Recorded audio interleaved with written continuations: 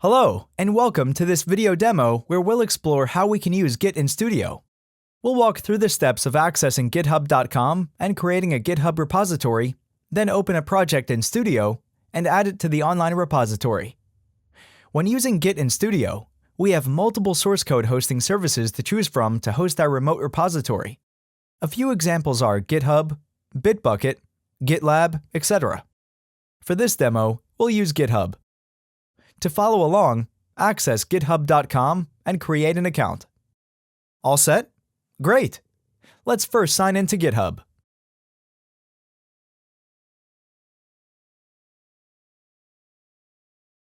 Then click Create Repository. We can call it Working with Git, leave it set as public, and click again Create Repository. Once created, we're taken to the Quick Setup window from where we can copy the repository URL. Great! Now let's open the Lists and Dictionaries project in Studio. Next, go to Home tab and select Team. Here we can see different options that we can choose from. The source control plugins for Git, SVN, and TFS are enabled by default in Studio. You can enable or disable them individually from Home, then Tools, then Plugins. For this demo, we've disabled TFS and SVN. Thus, the options available to use with Git are Clone repository to clone a remote Git repository, Copy to Git to copy the current project to an existing Git repository, and Git init to add the current project to a new local Git repository. We can see another two options. Disconnect lets us disconnect the current project from source control, and the Change Signature option lets us change the commit signature. But why are they unavailable to use right now? That's right, we first need to add our project to a source control. In our case, we want to upload our project to the GitHub remote repository that we've created earlier. For this, we must select Git init. Now we must choose a location for our new local Git repository. What is the difference between this new local Git repository that we're creating and the remote repository that we created earlier on GitHub? The local repository is, as its name says, a repository that lives on our local machine. Any changes that we'll make to the project while connected to a source control will first be stored on our local Git repository. We can then choose to push the changes to the remote repository for others to see and continue working on them. The advantage of this is that we can make changes to our local Git repository even without an internet connection. Additionally, we can push the changes once we're back online. We can even create branches to work on different fixes or updates to our projects that we can choose to merge on our main branch once the work is done. We'll learn more about working with branches in the next lesson. Now, let's select a location for our local Git repository. The Commit Changes window is now displayed, and we're prompted to select the project files that we want to add or that have suffered changes since our last commit. As this is our first commit, we can select all, type a commit message, and click Commit and push to add all the folders along with any changes made to the remote repository on GitHub as well. Since we aren't adding the project and changes to just our local Git repository, but also to the remote one, we're now prompted to add our remote repository. Let's type in the name and paste in the URL from GitHub. Click Add and save. Perfect. Now for our next part in the demo. We'll see how to download a project from a remote repository. We'll make some changes to it, commit, and push the changes, then view the changes in the remote repository on GitHub. For this, we'll use the same project and remote repository. Let's first disconnect the current project from source control by clicking Disconnect in the Team tab and selecting OK to unmap our local folder from source control. Great! Now let's suppose we have just joined the development team and we must start working on an ongoing project. As the development team uses Git in Studio, we've been given the URL for the remote repository and are expected to begin working right away. How do we download the project to start working on it? Git integration makes this task so simple for us in Studio.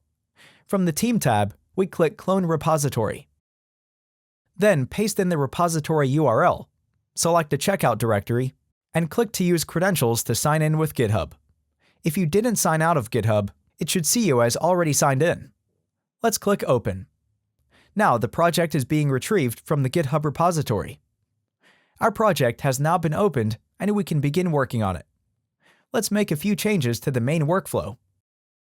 We'll open the US Cities Collection Builder window and replace the Seattle entry with New York and click Save. We also make sure to save the project changes. Next, let's go to the Project panel, right-click the name of the project, Lists and Dictionaries demo, and select Commit. In the Commit Changes window, we can see the files that have been modified, namely the main.xaml workflow. Let's type in a commit message.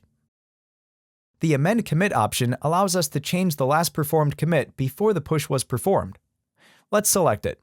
Since we want to also push the changes to the remote repository project, let's click Commit and Push. We're now informed that the current branch, main, is out of date.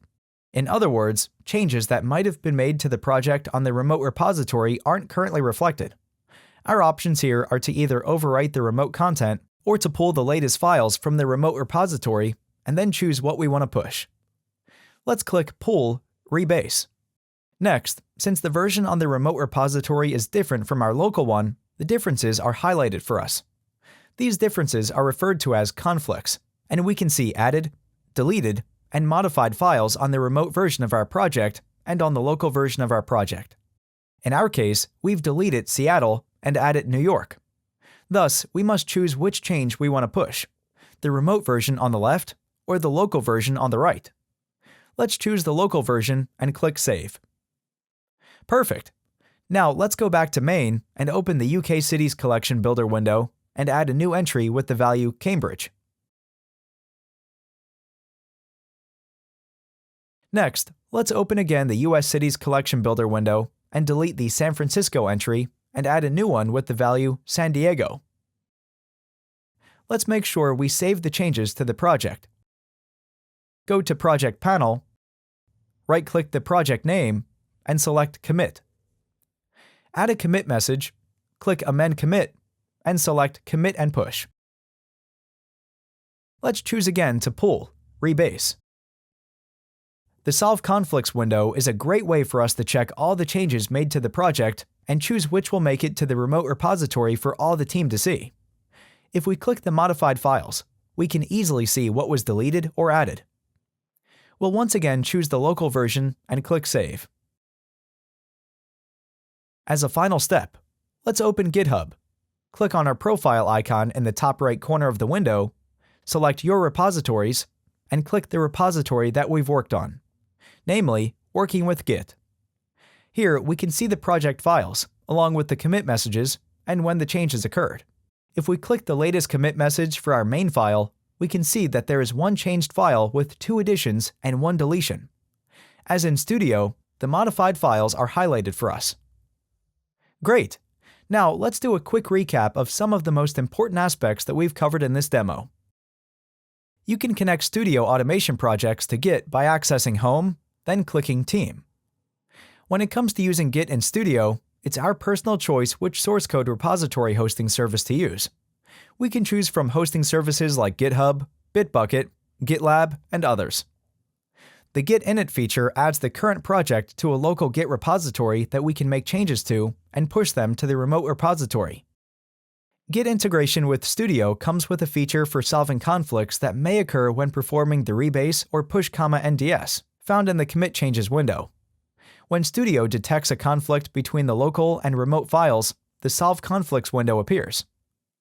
To download a project in Studio that's hosted on a remote source code repository, we can go to the Team tab and select Clone Repository. Great! This concludes our walkthrough of Git in Studio. Are you using version control when developing projects in Studio? Put your new knowledge to use today by sharing it with your team. Thank you for watching, and until next time, happy automation!